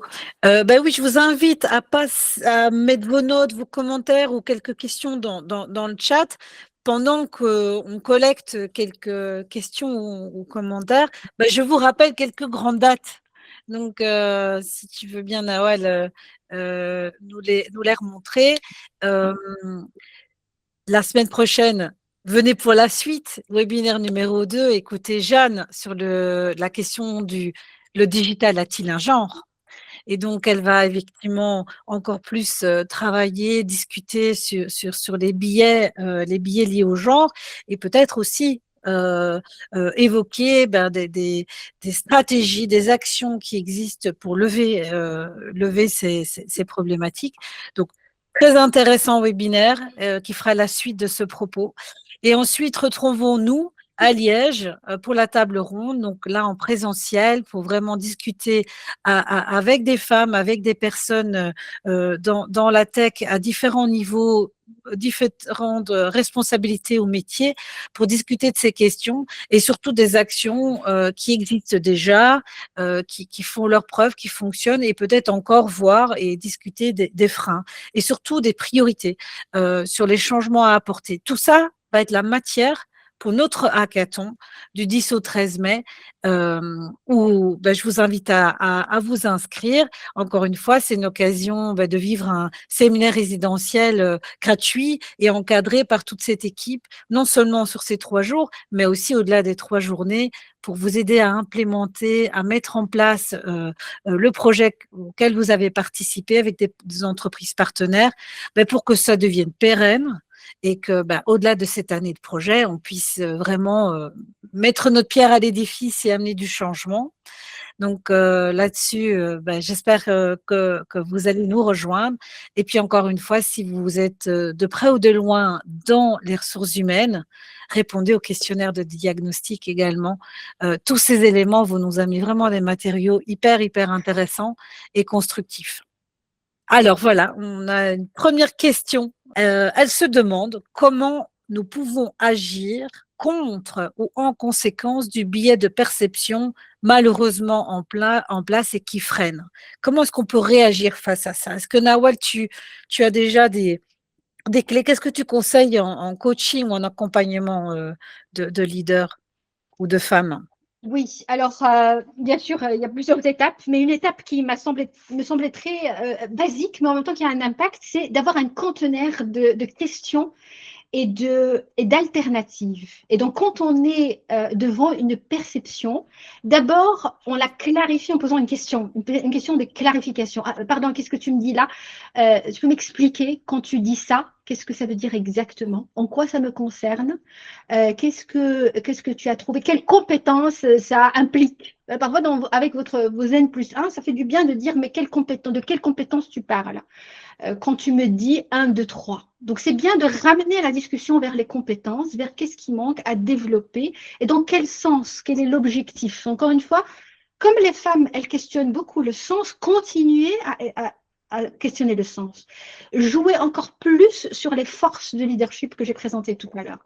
Mettez-les encore plus en avant et utilisez ce côté humain pour amener l'humain qui est devant vous, qui est sous cette espèce de bulle de perception, à sortir de sa bulle de perception pour vous rencontrer en tant que collaboratrice compétente. Pas de doute. Collaboratrice compétente. Positionnez-vous. Souvent dans les coachings en leadership féminin, j'ai besoin de rappeler aux femmes, you are already in the room. Vous n'avez pas besoin de vous justifier. Vous êtes déjà dans la réunion. Vous êtes déjà dans le poste. Vous êtes déjà dans un scope de responsabilité. Vous n'avez pas besoin de demander la permission.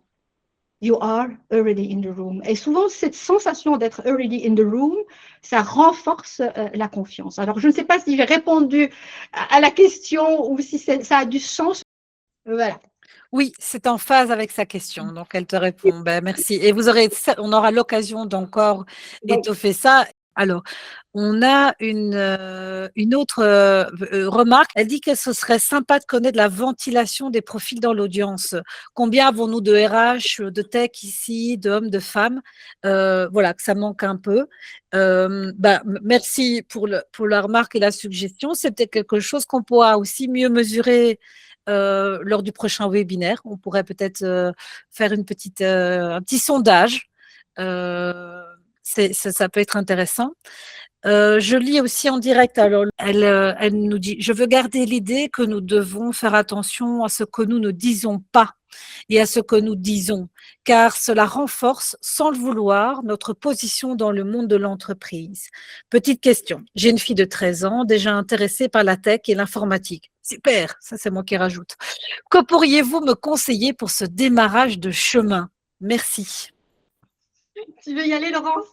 Alors, la toute première chose, c'est formidable qu'elle puisse vivre ce qu'elle désire et ce qui l'intéresse. Donc, en tant que maman, que dire d'autre que encourager ses enfants de manière identique par rapport à là où ils ont des étoiles dans les yeux.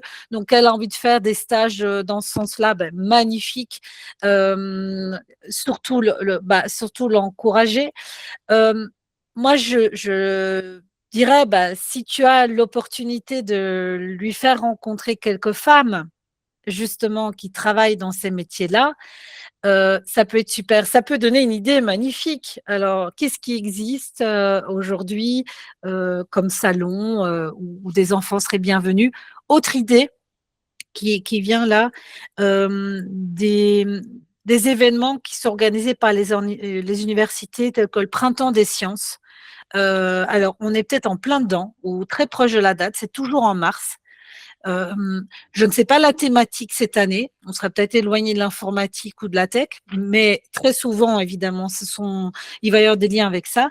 C'est des occasions pour le public et les familles d'aller rencontrer justement des chercheurs, des scientifiques sur des thématiques différentes. Là, je pense que c'est l'occasion pour des petites filles d'aller rencontrer justement des jeunes chercheuses sur des thématiques qui sont proches de ces passions.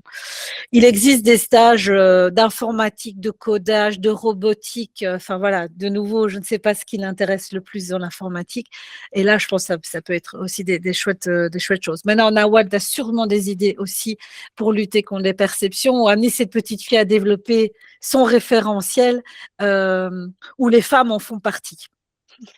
Oui, oui, oui, c'est vrai que tout ce que tu as dit, c'est tout à fait valable et c'est très fort. Déjà, être dans le networking, les salons, par exemple, les salons métiers, les salons de la tech, il y a certainement la Belgian Tech ou un salon qui va éveiller la curiosité, hein. C'est comme moi je fais je dirais par comparatif à ma fille qui était très attirée par les arts. Ben, on a fait des musées et donc elle a rencontré des artistes, elle a interviewé des artistes, elle a fait des stages donc, c'est exactement la même chose. Là, on est dans un networking, rencontrer des femmes qui sont déjà à haut niveau dans la tech. Je veux dire, ça donne un modèle. Déjà, le role modeling, c'est une projection.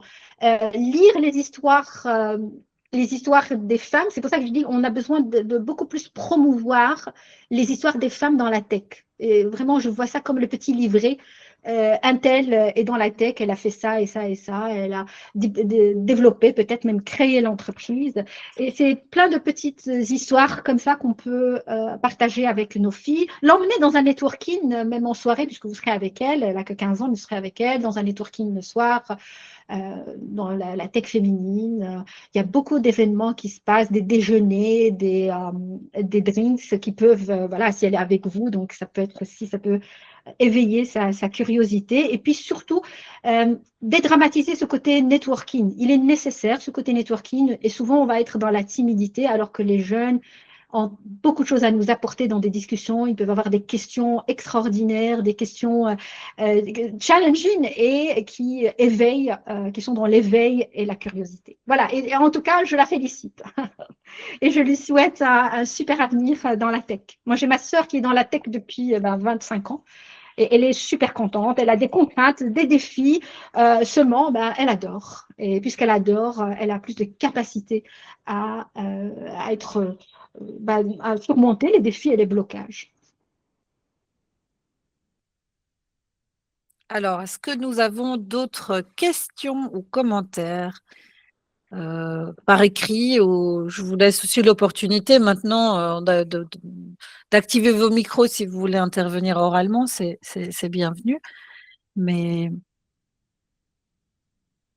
ou peut-être qu'on a déjà bien fait le tour de la question, semble-t-il. En tout cas, merci infiniment pour cette active participation, pour tous vos commentaires, vos réactions. Franchement, c'était très agréable de toutes et tous, et Nicolas, vous accueillir. Une invitation spéciale pour Nicolas pour se Oui, joindre mais à j'ai vu, il a été très discret, mais Tchaner était là aussi. C'est aussi un de nos collègues, mais masculin également. C'est super que vous soyez là parce que, comme tu le soulignais aussi, Wilhelmine, cette notion d'avoir des alliés et d'avoir effectivement des hommes qui sont vraiment favorables à cette innovation dans le leadership, parce que eux aussi, ils en ont peut-être aussi ras-le-bol de ces modèles d'évaluation et de promotion et de, oui, voilà, et que de l'innovation est bienvenue pour tout le monde. Mais donc, effectivement, c'est super si on arrive à en sensibiliser encore plus dans nos prochaines actions. Donc, n'hésitez pas, mesdames, messieurs, à faire venir des amis, des collègues, des managers pour discuter toutes ces questions-là. Mais voilà, je pense qu'on peut tout doucement clore ce webinaire. Floriane, je te laisse peut-être le dernier mot. Est-ce que voilà. Moi, je vais dire merci à tout le monde pour la présence et aussi le fait d'être continué avec nous jusqu'à la fin. Et on espère aussi vous revoir dans les prochains événements pour construire justement ce monde de demain. Voilà, l'idéaliste en moi qui se réveille encore, qui sera équitable et où on voit la présence de la femme dans la tech. Absolument. Floriane, à toi. J'allais déjà te remercier, Nawal. Merci beaucoup pour ce webinaire, c'était hyper intéressant. Et merci beaucoup à Wilhelmine aussi, j'ai oublié. Merci beaucoup, Wilhelmine, tout à fait. Merci beaucoup. Merci tout le monde. On vous souhaite une excellente après-midi, un excellent après-midi et puis déjà un beau week-end et à la semaine prochaine.